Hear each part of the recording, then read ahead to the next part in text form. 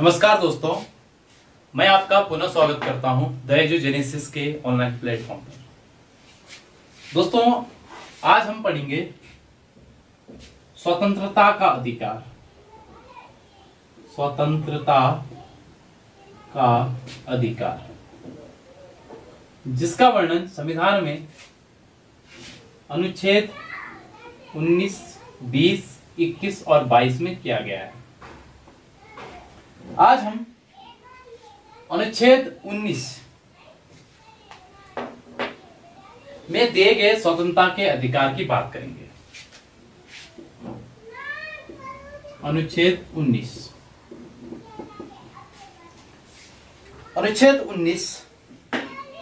6 प्रकार के अधिकारों की रक्षा करता है। हमें 6 प्रकार के स्वतंत्रताएं देता है। 6 प्रकार की स्वतंत्रताएं।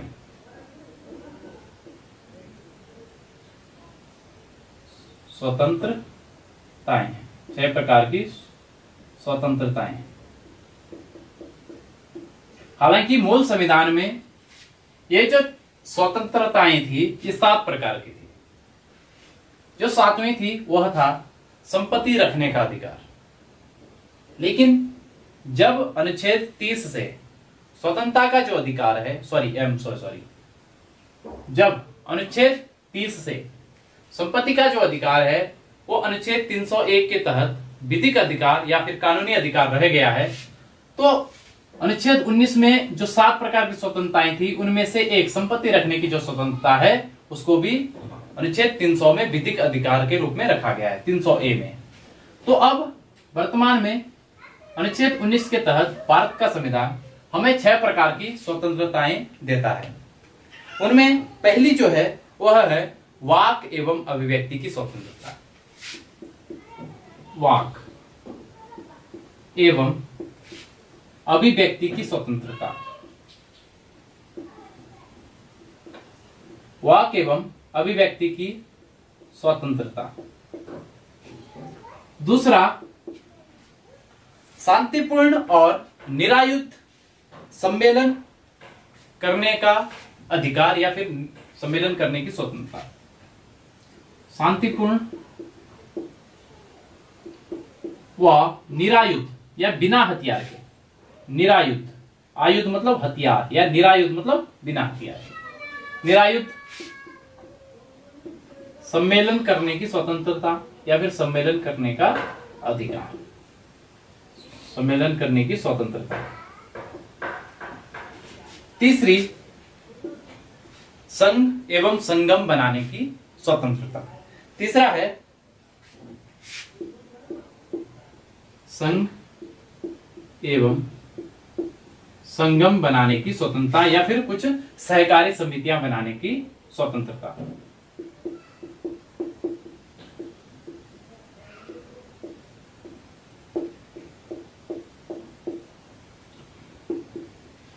चौथा है भारत के राज्य क्षेत्र में सर्वत्र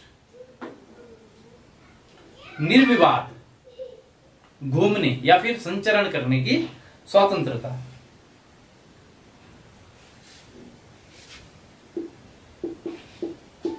भारत के राज्य क्षेत्र में यानी जो भारत है उसके किसी भी क्षेत्र में निर्वाध, बिना किसी बाधा के संचरण। संचरण मतलब घूमने की, संचरण की स्वतंत्रता। और पांचवा है भारत के राज्य क्षेत्र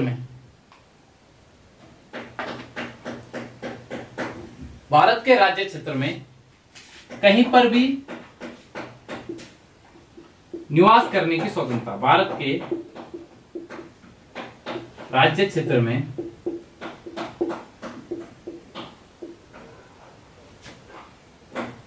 स्थायी या फिर अस्थायी रूप से निवास करने की स्वतंत्रता। और छठा है किसी भी प्रकार के व्यापार को अपनाने की स्वतंत्रता। इसको हम कह सकते हैं कोई भी वृत्ति, व्यापार या कारोबार की स्वतंत्रता। किसी भी वृत्ति, व्यापार व कारोबार करने की स्वतंत्रता। तो भारत का संविधान अनुच्छेद 19 के तहत अपने नागरिकों को, ये सिर्फ नागरिकों के लिए है, विदेशियों के लिए नहीं है, अपने नागरिकों को 6 प्रकार की स्वतंत्रताएं वर्तमान में देता है, जिनमें वाक एवं अभिव्यक्ति की स्वतंत्रता, शांतिपूर्ण व निरायुध सम्मेलन करने की स्वतंत्रता, संघ एवं संगठन या फिर सहकारी समितियां बनाने की स्वतंत्रता, भारत के राज्य क्षेत्र में निर्वाध या बिना किसी बाधा के संचरण करने की स्वतंत्रता, भारत के राज्य क्षेत्र में निवास करने की स्वतंत्रता, किसी भी वृत्ति, व्यापार व कारोबार करने की स्वतंत्रता प्रदान करता है। अब हम बात करेंगे इनमें से पहली वाली स्वतंत्रता की, वाक एवं अभिव्यक्ति की स्वतंत्रता क्या है।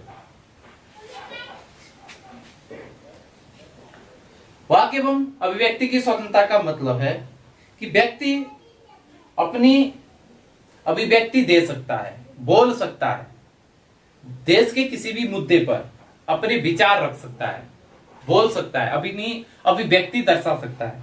दूसरा, वह मत दे सकता है, मत का अधिकार, वोट दे सकता है, अपना मत दे सकता है किसी भी मुद्दे पर। तीसरा, अपना विश्वास अभियोग कर सकता है। तो वाक एवं अभिव्यक्ति की स्वतंत्रता में बोलने का अधिकार, अपनी अभिव्यक्ति दर्शाने का अधिकार, मत देने का अधिकार और विश्वास अभियोग करने का अधिकार है। व्यक्ति इन सभी अधिकारों को मौखिक रूप में प्राप्त कर सकता है, या कहें अपनी अभिव्यक्ति, अपने विचार मौखिक रूप से रख सकता है, लिखित रूप में रख सकता है या प्रिंटिंग रूप में भी रख सकता है। भारत के उच्चतम न्यायालय ने, सुप्रीम कोर्ट ने वाक एवं अभिव्यक्ति की स्वतंत्रता के अंतर्गत कुछ मौलिक स्वतंत्रताओं को सम्मिलित किया है, जो इस प्रकार है। पहला है, जैसे अपने या किसी अन्य व्यक्ति के विचारों को प्रचारित या फिर प्रसारित करने का अधिकार। वाक एवं अभिव्यक्ति की स्वतंत्रता में जो अधिकार भारतीय नागरिकों को उच्चतम न्यायालय के हवाले से या फैसले से दिए गए हैं, वो ये है। पहला है, अपने विचारों या फिर अन्य के विचारों को प्रचारित या प्रसारित करने का अधिकार, पहला। दूसरा, प्रेस की स्वतंत्रता। प्रेस तो आप सभी जानते हैं, प्रेस की स्वतंत्रता को भी वाक एवं अभिव्यक्ति की स्वतंत्रता के अंतर्गत भारत के उच्चतम न्यायालय ने प्रदर्शित किया है। प्रेस की स्वतंत्रता। तीसरा जो है वो यह है, कोई भी व्यावसायिक विज्ञापन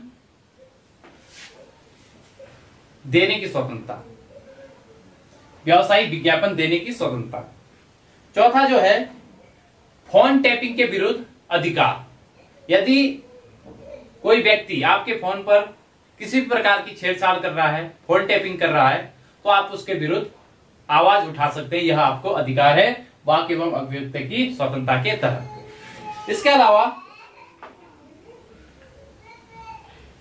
कोई भी सरकारी गतिविधियां हैं, उनकी आप जानकारी ले सकते हो। सरकारी गतिविधियों की जानकारी लेने का अधिकार, ये भी आपकी वाक एवं अभिव्यक्ति की स्वतंत्रता के अंतर्गत आता है। सरकारी गतिविधियों की जानकारी हासिल करने का अधिकार, ये आपका अनुच्छेद 19 के तहत वाक एवं अभिव्यक्ति की स्वतंत्रता के अंतर्गत आता है। इसके अलावा और भी हैं जैसे शांति का अधिकार, ये भी आपका वाक एवं अभिव्यक्ति की स्वतंत्रता के अंतर्गत आता है, शांति का अधिकार। इसके अलावा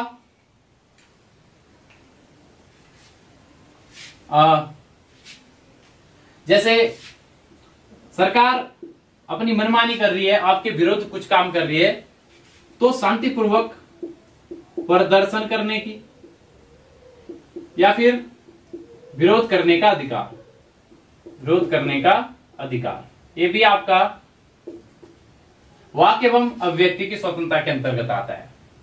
यदि सरकार आपके अधिकारों के खिलाफ कुछ कार्य कर रही है या आपकी उपेक्षा कर रही है, किसी भी कार्य योजना में आपको पर्याप्त अधिकार नहीं दिए जा रहे हैं, आपको पर्याप्त फायदा उसका नहीं दिया जा रहा है या आपकी उपेक्षा की जा रही है, तो उसके लिए आप प्रदर्शन, विरोध इत्यादि कर सकते हो, लेकिन हड़ताल करने का अधिकार नहीं। साथ ही साथ क्या इन स्वतंत्रताओं पर सरकार द्वारा प्रतिबंध लगाया जा सकता है? बिल्कुल। सरकार या फिर राज्य वाक एवं अभिव्यक्ति की स्वतंत्रता पर युक्तियुक्त प्रतिबंध लगा सकता है, लेकिन कुछ कारणों के आधार पर। क्या कारण है? देश की एकता। फर्स्ट बात हमेशा याद रखेंगे, जब भी कोई प्रतिबंध लगता है तो उसमें पहली चीज देश की एकता, अखंडता, देश की एकता, अखंडता, संप्रभुत्व तथा कोई मित्र राष्ट्र है उसके खिलाफ आप अभिव्यक्ति दे रहे हो, तो उसके हिसाब से भी आप पर प्रतिबंध लगा सकती है।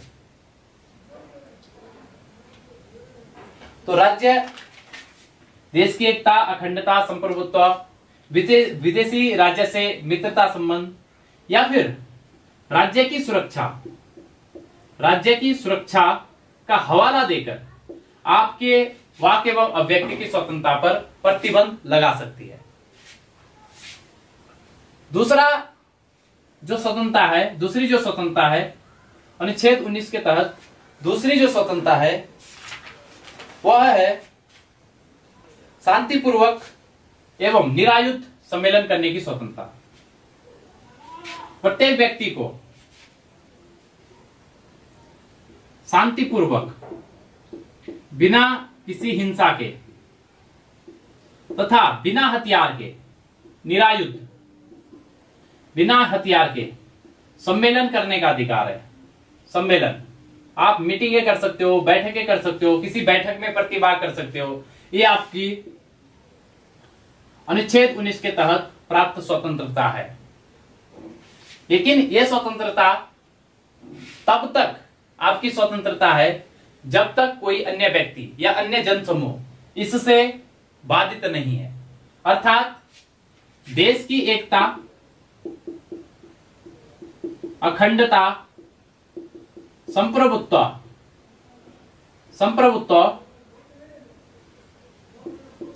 तथा राज्य की सुरक्षा या फिर अन्य किसी आदेश के हवाले से इस स्वतंत्रता को भी प्रतिबंधित कर दिया जा सकता है। यानी देश की एकता, अखंडता, संप्रभुत्व या फिर राज्य की सुरक्षा यदि खतरे में है तो आपको इस स्वतंत्रता से वंचित किया जा सकता है। और सरकार के द्वारा आप देखते हैं धारा 144 लगा दी जाती है, जिसमें 4, 5 या 5 से अधिक व्यक्ति एक साथ खड़े नहीं हो सकते हैं या एक साथ नहीं बैठ सकते हैं, बातें नहीं कर सकते हैं। तो देश की एकता और अखंडता, संप्रभुत्व या राज्य की सुरक्षा के लिए वहां पे धारा 144 लगा दी जाती है, जहां पे आप बैठकें वगैरह नहीं कर सकते हो। लेकिन अगर आप शांतिपूर्वक बिना हिंसा के, बिना हथियार के सम्मेलन कर रहे हो, बैठकें कर रहे हो, आप उसमें प्रतिभाग कर सकते हो, ये आपकी स्वतंत्रता है। लेकिन बस उसमें देश की एकता, अखंडता, संप्रभुत्व या राज्य की सुरक्षा कहीं किसी भी प्रकार से बाधित नहीं होनी चाहिए। अगली जो स्वतंत्रता है वह है संघ एवं संगम बनाने की स्वतंत्रता। देश के प्रत्येक नागरिक को अधिकार है कि वह संघ बना सकता है, संगम बना सकता है समिति बना सकता है, सभा की स्थापना कर सकता है, समितियों की स्थापना कर सकता है। ये सभी आपको अधिकार है। इसके तहत कोई भी व्यक्ति, भारत का कोई भी व्यक्ति, कोई भी नागरिक अपना एक राजनीतिक दल बना सकता है, सामाजिक संगठन बना सकता है, धार्मिक संगठन बना सकता है। इसके साथ साथ कोई कंपनी बना सकता है, कोई ट्रस्ट बना सकता है, कोई संस्था बना सकता है। यह आपका अधिकार है। लेकिन देश की एकता, अखंडता और संप्रभुता जब बाधित होती है, या फिर आपका जो संघ है, आपका जो संगम है, आपकी जो समिति है, सभा है, कंपनी है, यह यदि देश के लिए बाधा का कारण है, देश की एकता, अखंडता, संप्रभुता और राज्य की सुरक्षा के लिहाज से अगर यह गैर कानूनी है, तो राज्य इस पर प्रतिबंध लगा सकता है। अर्थात आपके द्वारा बनाई गई संघ समिति की जो स्वीकृति है, इसका सरकार पे या राज्य पे किसी भी प्रकार की बाध्यता नहीं है। यानी सरकार इसे स्वीकार भी कर सकती है और सरकार इसे गैर कानूनी कहकर, देश के लिए खतरा समझकर इसको प्रतिबंधित या अस्वीकार भी कर सकती है। अगला जो अधिकार है, या फिर कहें अगली जो आपकी स्वतंत्रता है अनुच्छेद 19 के तहत, वो यह है, देश के या फिर भारत के किसी भी राज्य क्षेत्र में अबाध, बिना किसी बाधा के संचरण की स्वतंत्रता, संचरण करने की स्वतंत्रता या फिर घूमने की स्वतंत्रता। आप भारत का नागरिक देश के किसी भी क्षेत्र में, राज्य के किसी भी क्षेत्र में, किसी भी भारत के राज्य क्षेत्र में कहीं भी बिना किसी बाधा के आ जा सकता है, घूम सकता है, देख सकता है, फिर सकता है। अगला है, भारत के राज्य क्षेत्र में बसने, राज्य क्षेत्र में निवास करने की स्वतंत्रता। भारत के राज्य क्षेत्र में निवास की स्वतंत्रता। आप यानी भारत का नागरिक भारत के राज्य क्षेत्र में कहीं पर भी, जहां पे मन करे वहां पर स्थायी रूप से अपना घर बना के रह सकता है, निवास कर सकता है, या फिर अस्थायी रूप से कुछ समय के लिए निवास कर सकता है, रह सकता है, दोनों प्रकार। लेकिन यहां पर भी भारत के राज्य क्षेत्र में संचरण, घूमने की स्वतंत्रता और भारत के राज्य क्षेत्र में निवास करने की स्वतंत्रता पर भी राज्य युक्त प्रतिबंध लगा सकता है। इसके जो कारण है, देश की एकता, अखंडता और संप्रभुता, सुरक्षा, ये तो है ही, लेकिन कुछ राज्य क्षेत्र ऐसे हैं जहां पर शेड्यूल्ड ट्राइब्स, अनुसूचित जनजातियां निवास करती हैं। और अनुसूचित जनजातियां उनको कहते हैं जो आधुनिक दौर से पिछड़ी हुई है और साथ ही साथ जिसकी अपनी एक विशेष संस्कृति है, जो उस संस्कृति के साथ खुश है और देश के साथ मुख्य धारा से नहीं जुड़ना चाहती है, अपने ही संस्कृति को संरक्षण करना चाहती है। तो एसटी इलाकों में यानी जनजातीय क्षेत्रों में प्रवेश से आपको वंचित कर सकती है, यानी आपके निवास के स्वतंत्रता पर और घूमने की स्वतंत्रता पर इस आधार पे प्रतिबंध लगा सकती है कि वह अनुसूचित जनजाति क्षेत्र है। क्योंकि जो बाहरी लोग आएंगे वो उनकी जो संस्कृति है, उनकी जो रीति रिवाज हैं, उन पर किसी भी प्रकार का हस्तक्षेप कर सकते हैं। तो अनुसूचित जनजाति के जो लोग हैं वो किसी भी प्रकार का हस्तक्षेप अपनी संस्कृति में नहीं चाहते हैं। तो इस आधार पर राज्य आपके स्वतंत्रता पे, इन दो स्वतंत्रताओं पर युक्त प्रतिबंध लगा सकती है। अगला है, किसी भी प्रकार की वृत्ति, व्यापार या फिर कारोबार करने की स्वतंत्रता। आप भारत के नागरिक हैं, भारत में किसी भी प्रकार का जो मन चाहे व्यापार कर सकते हो, जो मन चाहे कारोबार कर सकते हो, जो मन चाहे वृत्ति कर सकते हो। इसका मतलब यह है कि आप किसी भी व्यापार को अपना सकते हो। यह नहीं कि जो परंपरागत आपके जाति आधारित, जैसे कि भारत की वर्ण व्यवस्था या फिर सामाजिक व्यवस्था में रहा है कि आपने अपने जाति आधारित कारोबार या धंधा ही करना है, तो ऐसा नहीं है। आप किसी भी प्रकार का कारोबार, व्यापार कर सकते हो। लेकिन यहां पर भी राज्य युक्तियुक्त प्रतिबंध लगा सकता है देश की एकता, अखंडता और संप्रभुता को सुनिश्चित करने के लिए। ये क्या हो सकती है? आप कोई भी गैर कानूनी व्यापार नहीं कर सकते हो। अब इसका मतलब ये नहीं है कि आपको अधिकार है कि आप किसी प्रकार का व्यापार कर सकते हो तो आप कुछ भी बेचोगे, नहीं। आप गैर कानूनी व्यापार नहीं करोगे, जैसे गैर कानूनी शराब हो गई, इलीगल, या फिर मानव तस्करी, वन्यजीव तस्करी इत्यादि, ड्रग्स, स्मैक, इस चीज का जो व्यापार है वो आप नहीं कर सकते हो। साथ ही साथ राज्य इस प्रकार की योग्यता भी सुनिश्चित कर सकता है कि पर्टिकुलर एक विशेष व्यापार के लिए, विशेष कारोबार के लिए इस प्रकार का प्रशिक्षण चाहिए होता है, इस प्रकार की योग्यता चाहिए होती है, तो वो आपसे ये चीज मांग सकती है। लेकिन अन्य प्रकार की जो व्यापार है जिसमें आप पूर्ण योग्य हैं, आपके पास योग्यता है, प्रशिक्षण है, आप अपना सकते हो किसी प्रकार के व्यापार को। बस शर्त यह है वह इलीगल नहीं होना चाहिए, गैर कानूनी नहीं होना चाहिए, साथ ही देश की एकता, अखंडता को प्रभावित नहीं करनी चाहिए।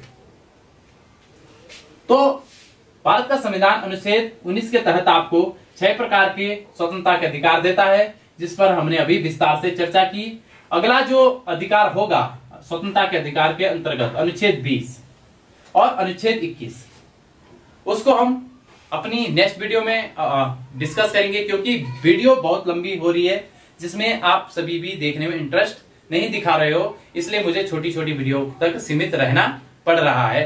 तब मिलते हैं नेक्स्ट वीडियो में, तब तक के लिए जय हिंद।